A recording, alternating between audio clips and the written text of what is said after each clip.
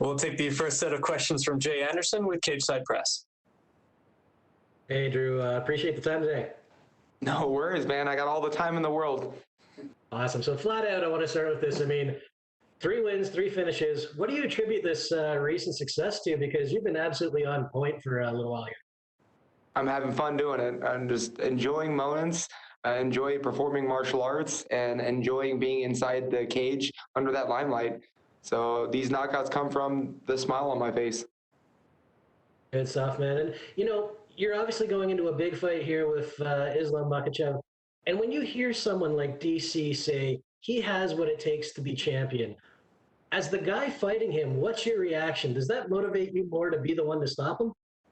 I mean, that means this fight's a number 1 contender fight, regardless of where we're at in the rankings. If he could be a champion, I know I could be a champion. I think this fight will determine who the next champion could be. And man, it just excites me. I love challenges, and the more people hype up Islam, the more excited I get to test this hype.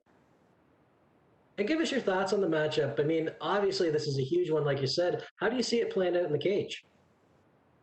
You never know. I mean, he hasn't fought in over a year and a half. I know he's a solid grappler, but he's got some solid hands too. It all dictates where he wants to take the fight. Everyone knows I love standing and trading, so my goal is to get a knockout for you guys, and we'll see what Islam comes in with. And we touched on it a little when you said, this could be a number 1 contenders fight. Lightweight is a very, very deep division, obviously, and things are crazier than maybe they've ever been with the whole Habib situation and will he or won't he come back. I mean, with all that in mind, what do you think they should do in terms of the title? And are you a fan of that kind of mini tournament idea they have? I think, money makes sense. And so the fight that makes the most money is definitely going to be the next title fight. I don't focus so much on the UFC gold. My goal in the lightweight division is to have the most fantastic fights. And man, there's a long list of guys in the lightweight division to have great fights with. And so they're going to figure out who the champion or the title fights are going to be. My goal is just to fight the best in the world and have fun doing it. All right. Well, I hope you have a lot of fun this weekend, and thanks again for the time. Thank you. We will take the next set of questions from Stephen Morocco with MMA Fighting. Hey, Drew, I don't suppose I could get you to opine on which lightweight title fight would make the most money for the UFC, would you? I mean, I feel like if Khabib would come back to fight Conor for a rematch, that would make a lot of money. I mean, Conor is where the money's at. But if that doesn't happen, then the trilogy fight between Poirier and Conor, it has definitely a lot of money behind that one too. So, man, honestly, anything that evolves around Conor has the most money, but you can't argue with Dustin Poirier being deserving of the title. So a slightly different topic. This is the last month of the Reebok deal. And you have fought with the promotion before it was in place and with it for several years. What's your reaction to it coming to an end? Yeah, another phase. I'm excited to see what Venom brings to the table and what kind of sponsorship they want to bring. But I've really, truly enjoyed the Reebok sponsorship and just kind of like the uniforms and all that stuff. So I just look forward to the next phase of the sponsorship. And man, I'm just going to enjoy it. Have they given you any sense of how the sponsorship is going to be similar or different in terms of the tiers of payouts? No, I have zero idea. And so right now I'm just going to enjoy Reeboks while it lasts. And then when I fight again this summer, we'll see how that goes. But yeah, they don't tell the athletes much. Do you have any thoughts overall? Has it been a positive thing, a negative thing for fighters in the sport?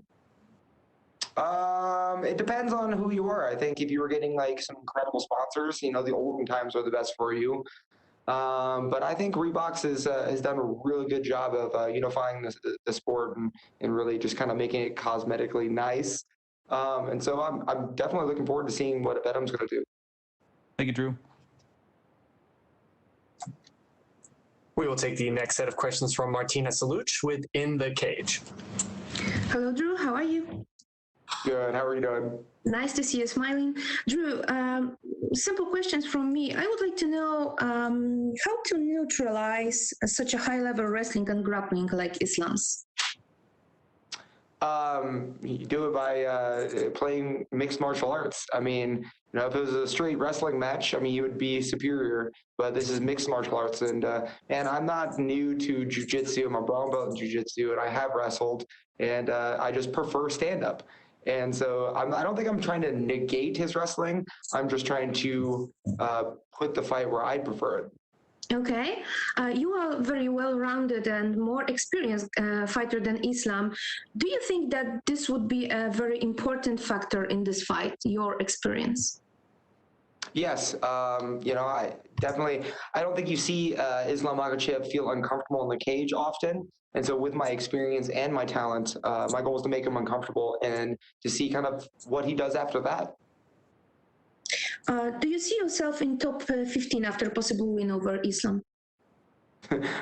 I would like to, but man, you never know with these rankings whether I'm like 15 or top 10 or man, they're going to put me in wherever. But with a win over Islam, I care less about the rankings, more with the opportunity of being able to compete with the best. And so with a win over Islam, I'll be able to fight bigger and better opponents. Talking about fighting the best guys in the world, who do you have on your eye next after possible win? Man, I would love to fight RDA this summer as a main event. I don't think he's got anything matched up, and so if he's available after my fight, like that would be a match to make. Thank you, Drew. We will take our next set of questions from Cote Cruz with 4 to Win MMA. Hi, Drew. Can you hear me? Of course. Hey, how you doing? Good to talk to you. Thank you for being here today. Thank you. Hey, you've had a very successful 2020. You finished Alexander Hernandez. You finished Nasrat as well. You currently are riding a 3-win streak. How do you envision your 2021 in terms of your career? More fights. I would love to have more fights than I did in 2020. Getting knockouts for everyone is fantastic, but I don't expect for me to finish all my fights by knockout. So I just want more fights and more times to showcase my abilities inside the cage. Well, since you're talking about abilities and all that growing, you're training in a place where everywhere you look, you're around, you have so much talent. You have Gagey, Magny, Overeem, Sandhagen, and on top of that, you have Coach Whitman. How was your preparation for Makhachev alongside Elevation Fighting? It's motivating seeing those guys come in and grinding every day.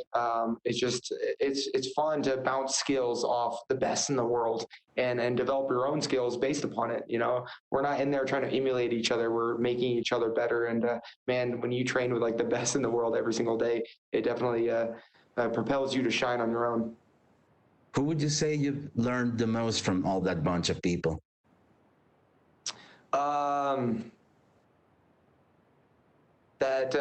When you go into the gym, we look to fail. And so seeing world champions fail and learn in the gym, it gives you a little bit more comfort in the fact that you don't have to be picture perfect all the time. There's only 15 minutes that I need to be picture perfect. Any time outside of that, I can just get beat up and lose as many rounds as I want. Yeah, I get it. Don't be perfect, be clutch. So you've said that it's an important part of Makhachev's hype is the fact that he's associated to Khabib Nurmagomedov. With that said, do you perceive Islam has the skills to live to said hype, or do you feel like you'll be exposing his game on Saturday? I think he's extremely skillful. I think his hype, a lot of his hype comes from the talk of the Khabib, but he could have earned it on his own with his skills. But I don't think he has quite yet, and I'm excited to see if he technically does live up to that hype on Saturday. And so yeah, I'm excited to see how skillful he actually is. Well, you stated that you want to crack at the bigger names of the division. If you defeat Makhachev on Saturday, do you feel this win actually gets you to a place where you can climb that ladder finally? Definitely. The only way you can fight the best in the world is you keep on winning. So a win over Islam will definitely put me in a position to fight, the higher ranked guys and eventually more eyes on my fights. Well, sir, best of luck in your fight this Saturday. Thank you so much for your time. Thank you. We will take the next set of questions from Sumik Dada with Sportskeeda. Hey Drew, it's good to talk to you and hope you're doing well. Thank you. So you're obviously facing someone who is hugely popular in Russia and is being touted as Russia's next UFC champion. With all those acclamations being attached to Islam Makhachev's name, What do you think a victory does for you in the lightweight division, and how do you think it helps you progress in the career? I think a win over Islam Makhachev will, give me more fans, more eyes on my fight career, gives me more opportunities to fight the bigger and better opponents. Man, this is, a huge fight for me and for him, and to showcase our abilities together. And yeah, I look forward to winning and just moving on to bigger and better things. So, in the past, you've highly spoken of a potential fight against Diego Ferreira. With a win this weekend, do you feel that's a potential fight that you'd like to get yourself booked into? Man, I'm exhausted thinking about that guy. I've been thinking about him all of 2020. And so, man, I want to move on from it. I want to win over Islam, and I want to move on and fight just the best guys I can get my hands on in the lightweight division. So, could we expect that RDA fight next? I don't expect anything. We'll see what the UFC offers or how they want to use me. But, man, I'm ready to fight anyone in the top 10. Okay, and speaking of fights, I don't want to bring negative energy to your fight weekend by saying this, but would you possibly be interested in rebooking that fight against Benil Dariush and maybe avenge that loss from 2 years ago? If I'm going to be honest, I'm not a huge fan of rematches. I mean, it was an unfortunate loss. I had a great first round with him, and he had an even better second round. And man, we already created that fight and that excitement. And man, I'm just going to let him continue doing what he's doing, and I'm just going to try to move on and move past and fight RDA or fight someone different. I'm not trying to repeat experiences. I'm trying to create new ones.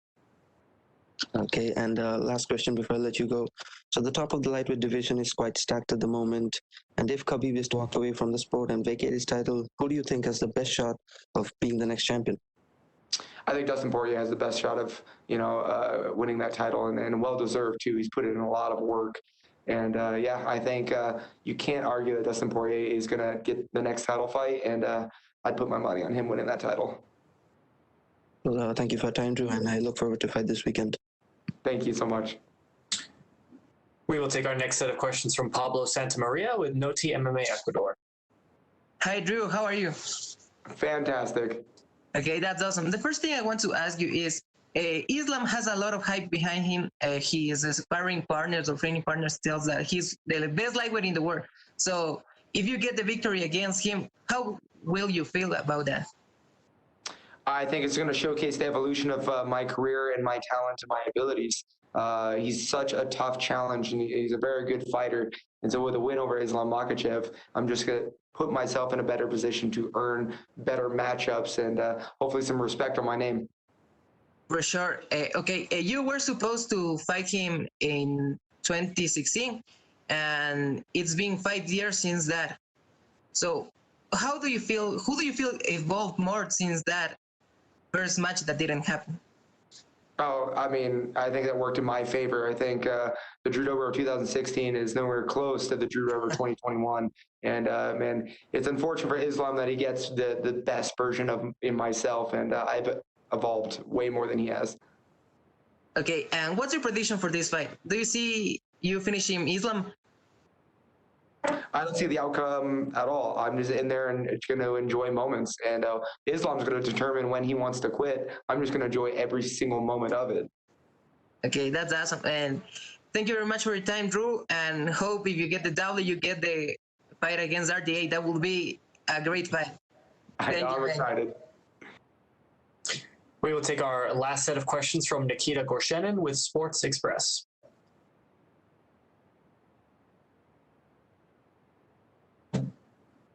Nikita, please go ahead. Your line has been unmuted.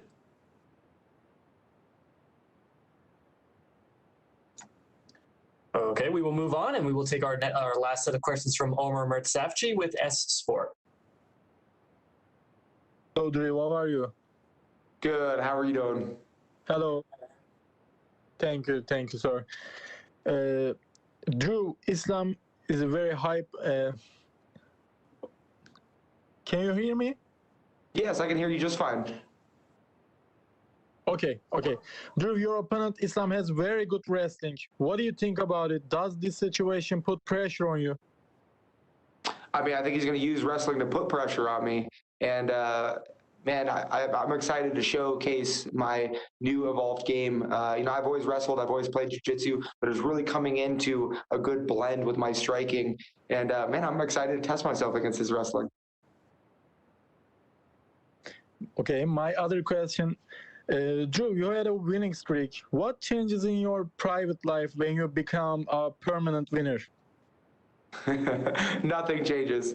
Man, I'm the same Drew Dober that I was when I was losing, when I was winning, at the end of my career, at the beginning of my career. Man, fighting has not changed my personality or my demeanor at all. I don't let other people or the sport change my smile. Okay, my last question, Drew. Habib and his team time to time mock jiu-jitsu, and you say I had a brown belt jiu-jitsu. What do you think about it? They're mocking that my brown belt? No. Generally, they mocking jiu-jitsu. They praise sambo. Yeah, I know. Sambo is incredible. And man, like, this is why we're watching the sport. We're going to see how my brown belt in jiu-jitsu is going to affect against their sambo and how that's going to work. I mean, Islam's going to use his wrestling and use sambo, and I'm going to use my American wrestling and my Brazilian jiu-jitsu against him. And man, it's just exciting to see what like technical things are going to come out of it. Okay, thank you. Good luck on Saturday, Drew. Thank you. Thank you so much, Drew. That is all the time we had for you, sir. We appreciate it. Appreciate it.